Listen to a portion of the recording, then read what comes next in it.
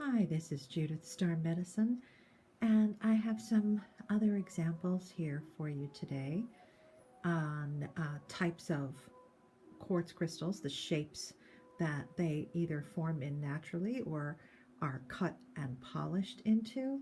So, why don't I start off first with the clear quartz cluster, which is right here. And so a cluster is a group of points that are growing out of a common matrix. You can see that they are points that are spraying out of that common base, which is called the matrix. And clusters teach about community. Clusters teach us about collaboration, cooperation, how to work together. Clusters are self-cleansing because all of the different points pointing at each other keeps clearing the energy. So they can be used for clearing other crystals that you have if you have a cluster that's big enough. Obviously, for the sake of the space on my desk here, I chose one that's relatively small. But a large cluster you can put any number of other spheres, points, other crystals on, and the cluster will clear them.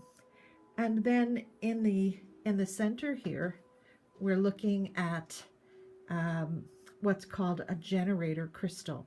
And a generator crystal is a crystal with 6 triangular faces. So going all the way around, we have 6 exactly equal faces. So this is a lovely generator, and generators can be used if you have a grid, if you'd like to do intention work. Generators are used to amplify intention, so they're always wonderful to have. And you can get smoky quartz generators, you can get amethyst generators, citrine generators. This happens to be a clear quartz generator. And then behind it we have a beautiful clear quartz sphere.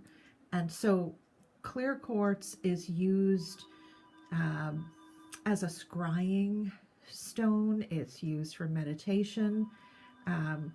This is a tool that Merlin has talked about for as long as I can remember, that wizards always have or use. So that's a particularly lovely one, and it's full of rainbows.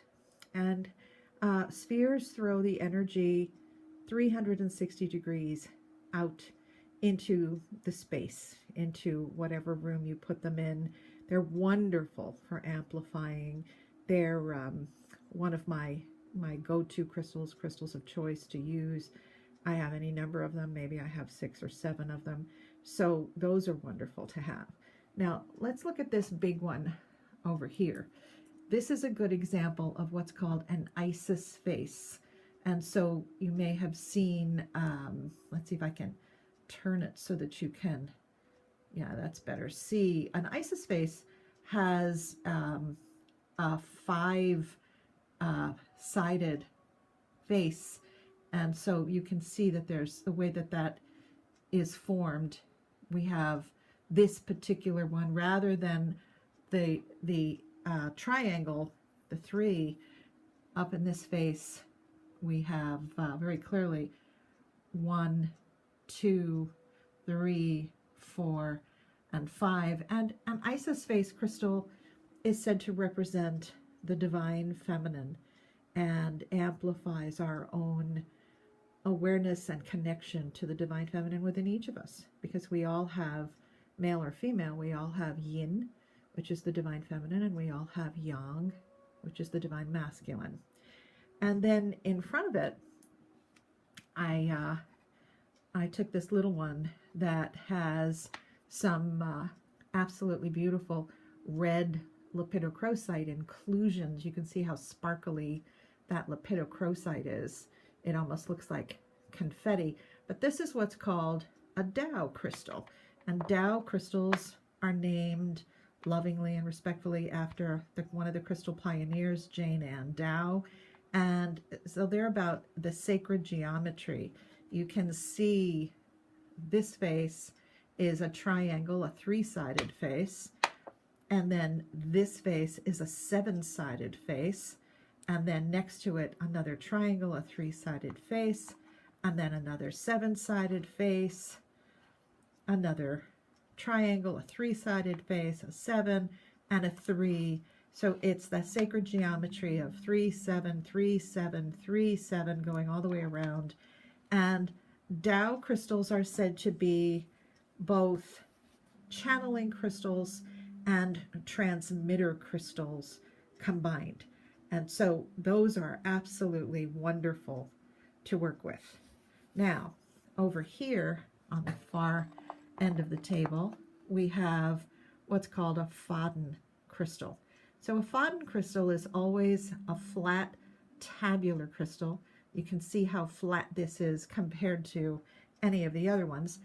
And so it has gas bubbles running through it, and hence the name. It's Faden is the German word for thread, I believe. And so Fadens help us to connect ourselves to, it said, our dreams, our vision, soulmates. So they're connecting crystals. And then in the front here, we have this crystal. And this type of crystal, where it's naturally, this is uncut and unpolished, this is the way it grew, is called a laser wand. So it's thicker on one end, and you see how it tapers. Let me see if I can pick it up and show you. And this one happens to be, it's from Brazil. It happens to also be a Lemurian. And Lemurian crystals have ladder-like striations on all of the sides of the crystal. I think you can get a sense of them. So Lemurians are not always laser wands. They can grow in clusters. They can have a number of different shapes. This one just happens to be a laser wand, and laser wands are used for psychic surgery. That's pretty much one of the only things that we use them for. And you want to be very discerning about how you use a laser wand. It is important that none of us step into anyone's karma and rush in and decide as healers that we want to remove something from them. We have to have a really clear sense of guidance from the individual that they're ready to release some, whether it's an imbalance, an illness. We want their cooperation, their express cooperation. So these are things that laser wands I use very respectfully and consciously, and rarely actually. Now, let's take a look at the one in the back. So I can move a few of these. This one is called a cathedral crystal. So a cathedral crystal, some people call them light-braries rather than libraries. A cathedral crystal is very different than a cluster. Let me show you the cluster again, so that you see that with the cluster, the points are individual points spraying out away from the common matrix. With a cathedral crystal, what we have are the points growing almost like an artichoke or a pineapple, where the points are layered one on top of another until they come to a common matrix at the top. And so these are said to contain eons of records and teachings. I love the name libraries that they were given, because they really are like living libraries. They are amazing to work with. They are ancient, wise ones. And so any type of crystal can grow naturally into this form. And again, this crystal has not been cut or polished in any way. You can see the base of it. And so smoky quartz, citrines, clear quartz, they can all grow into the form of libraries or cathedrals. this one is really special because it has little tiny, I don't know if you can see right over here, little tiny flecks of icy blue aquamarine in places, as well as some carbon inclusions. And so this is a very, very ancient and powerful crystal. So I hope that these little, these mini educational videos can be helpful and give people a sense of what a Tao crystal looks like and what it does, the difference between that and a generator, where you can see the 6 sides going around that are all triangles, a cluster, a sphere, a library, a faden, and a laser wand. So I'll continue to keep posting these informational videos, and if anyone has any questions, please feel free to email me through my website, which is info@judithstar-medicine.com, or you can always give me a call at area code 845-340-4463, and or go to my website if you're looking for spheres or clusters or generators or whatever, and they're all listed there, or you can just glance through.